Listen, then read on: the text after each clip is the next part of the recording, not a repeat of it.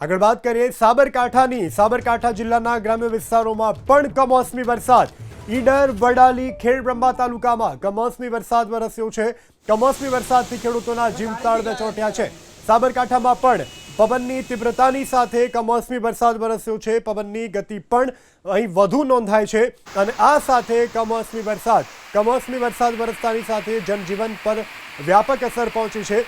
પવનની તીવ્રતા વધુ હોવાને કારણે પણ વાહન ચાલકો રાહદારીઓને ભારે હાલાકીનો સામનો કરવો પડ્યો છે। તો સાબરકાંઠા જિલ્લાના આ દ્રશ્યો આપની ટીવી સ્ક્રીન ઉપર આપ જોઈ રહ્યા છો। ઈડર, વડાલી અને ખેડબ્રહ્મા તાલુકામાં પવન સાથે વરસ્યો છે કમોસમી વરસાદ। કમોસમી વરસાદથી ખેડૂતોના જીવ તાળવે ચોંટ્યા છે। તો વરસાદની તીવ્રતા પણ ખૂબ વધારે જોવા મળી છે। આકાશમાંથી સાંબેલાધાર વરસાદ ભર વૈશાખે વરસ્યો છે।